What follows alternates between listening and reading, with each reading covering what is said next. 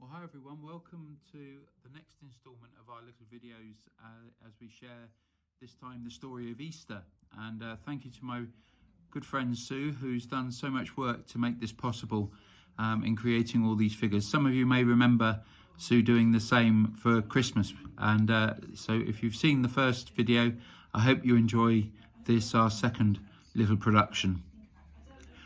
Sue's very kindly going to set up the next scene behind us as we share each step of the story.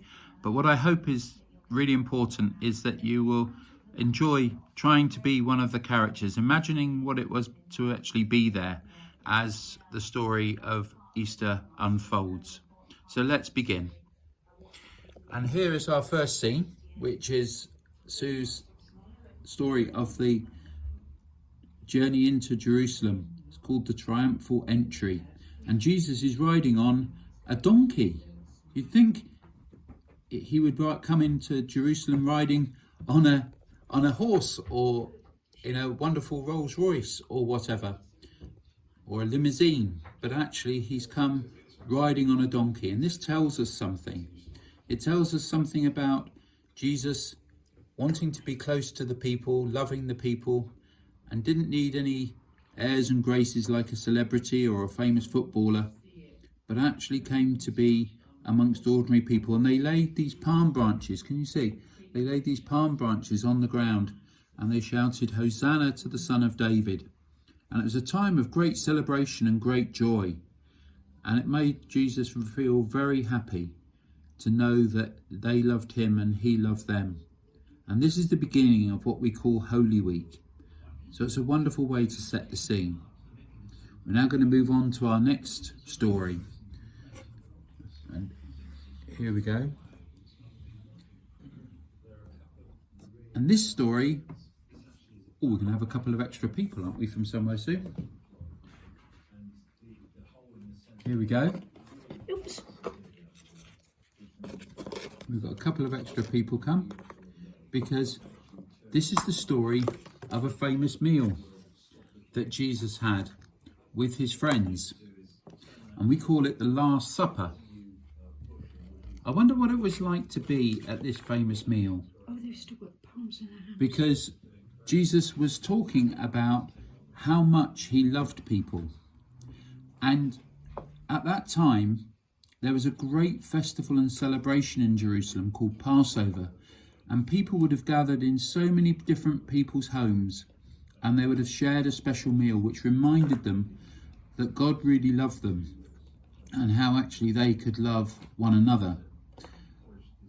And then Jesus gathered with his friends in what we call the upper room, and with the other disciples he shared the same meal, taking bread and wine and asking God to bless them. But in the process he actually encourage people to see him as the bread and him as the wine. He said, "This is my body and this is my blood." Very strange thing to do, really, but he did it because he wanted people to realise that he would be their Passover. He would be the person who actually brought them life and love. And indeed, as we see over the next couple of days, how that worked out. But I wonder what it was like to be at that Last Supper, to be invited to sit down with Jesus and share bread and wine, and to be able to see and look into his eyes and know that you were loved. A very special time for all the disciples. At the end of the meal, Jesus with the other disciples sang a song, and then they went out into a garden. You may have heard of this garden before. So now we're going to go to something called the Garden of Gethsemane.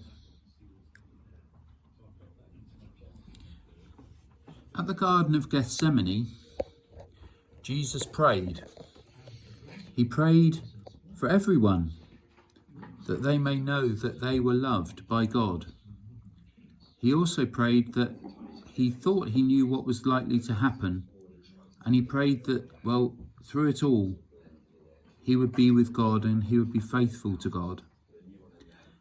And in the garden, I would imagine Jesus felt quite alone. And there may be times when we felt as though we're alone.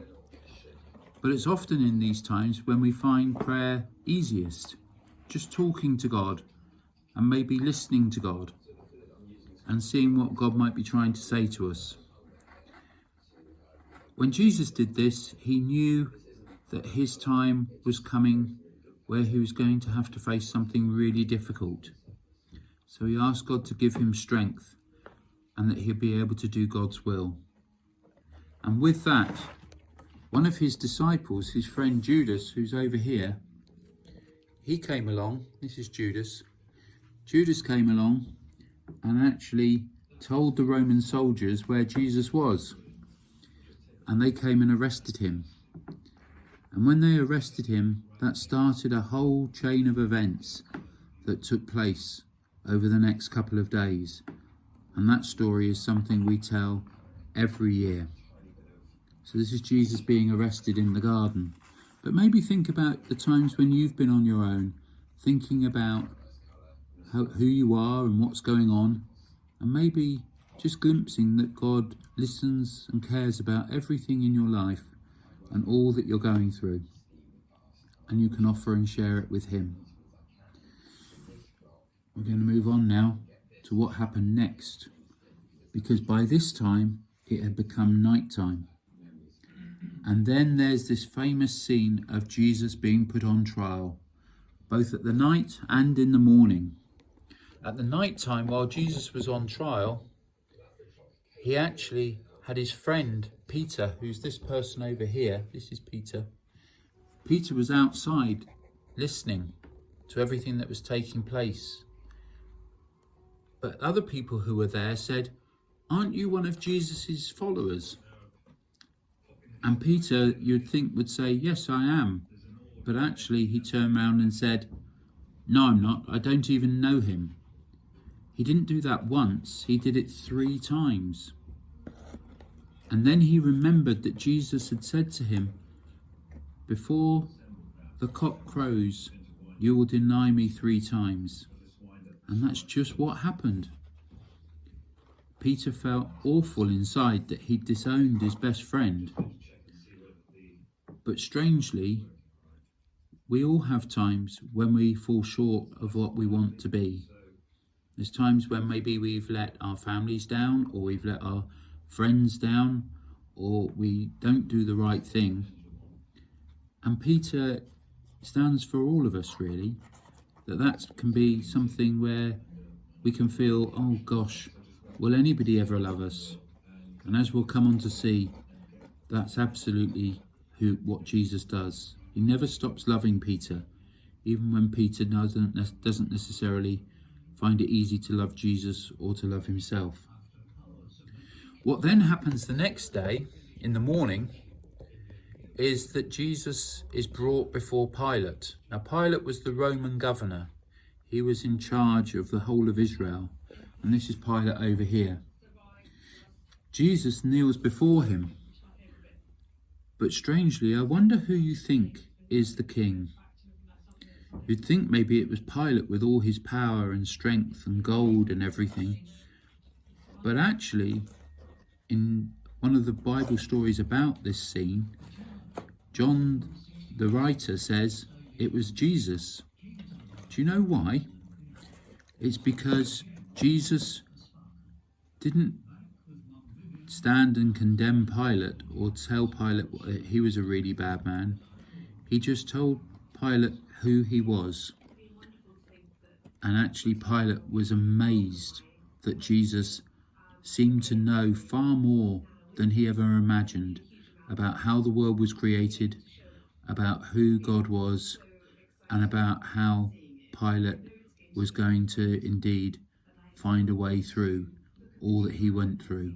And you can see Pilate saying, I'm going to wash my hands of this whole situation. What that means is he's going to try to pretend it's not his fault. And we can all have those times, can't we? Where we find ourselves in places where we think it's not our fault, or we want to blame somebody else. But even here then, we can bring all these stories to Jesus. The times when we let Jesus down and the times when we blame everyone else rather than think it might be us. It all comes to Jesus, because Jesus wants to take it from us and make the world a better place and help us to glimpse that we're still wonderfully and powerfully loved. So I wonder what it was like to be there as we would have looked on this scene. We'd have thought that Pilate seemed to have all the cards in his hand, but actually Jesus still is our Lord and our King. We're going to go on to the next scene now. When we come to later that day, Pilate is decided eventually that Jesus was going to be crucified. Now, crucified meant he was going to be nailed to a cross and left there to die. And here's Jesus carrying his cross. And here's his mother Mary and a friend standing there watching as Jesus comes to what we call Good Friday. And this is a very powerful scene, because Jesus, who came from heaven, who loved people throughout the whole of his life, actually ended up dying on a cross for something he never did. And have you had those times where you feel as though it's all not fair, that everything's not going right, everything's going against you, everybody's blaming you or whatever, and it's all not fair because you're just trying to do your best, whatever that might look like? Well, strangely, the cross is the place where we bring all these feelings to. And Jesus carried this very heavy weight on his shoulders, not just all that people had said about him, but indeed what a Christian believes is that Jesus carried all the sins and the failings and the hurts and the horrible words and the horrible deeds of the whole world to himself. And you could say, well, why did he do it? Why did he go through all this? And the answer from the very earliest times has been he did it because he loves everyone.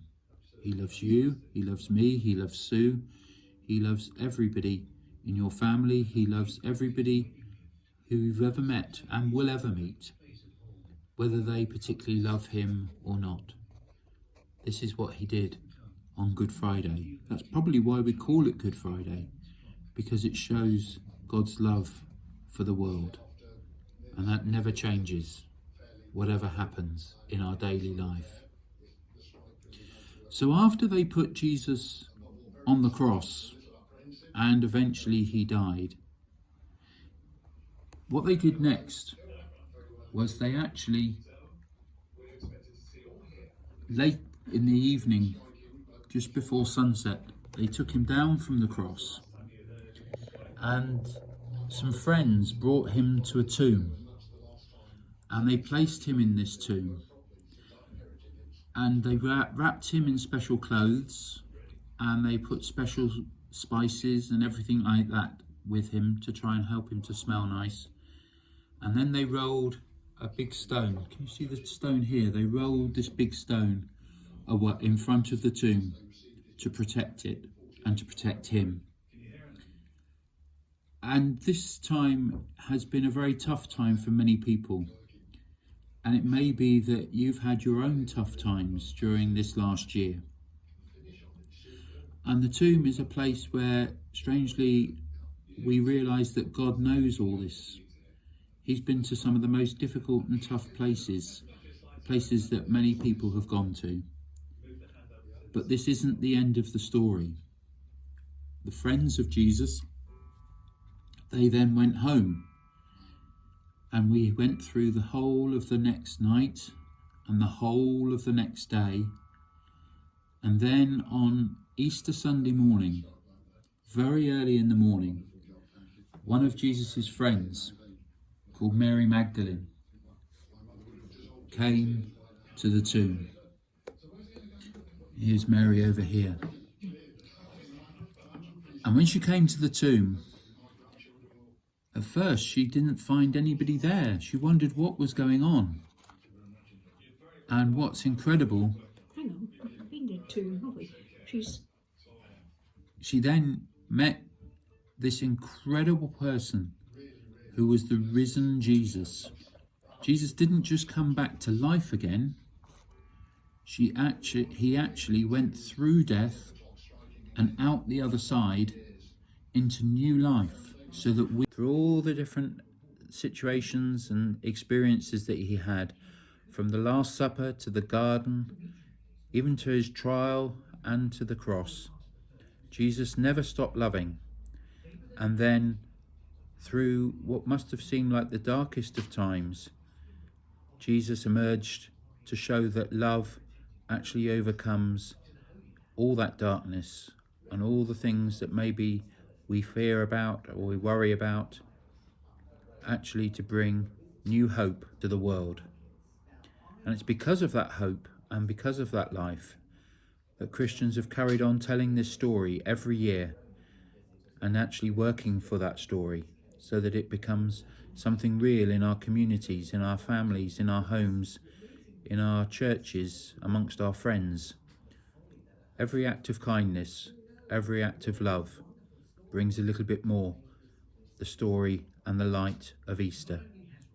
So have a good Easter. Enjoy all the Easter eggs. Enjoy all the fun that many people have at this time of year. But in amongst it all, remember this incredible story of life and love.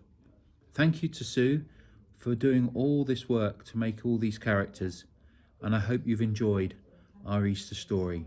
Happy Easter, everyone. God bless. Bye for now.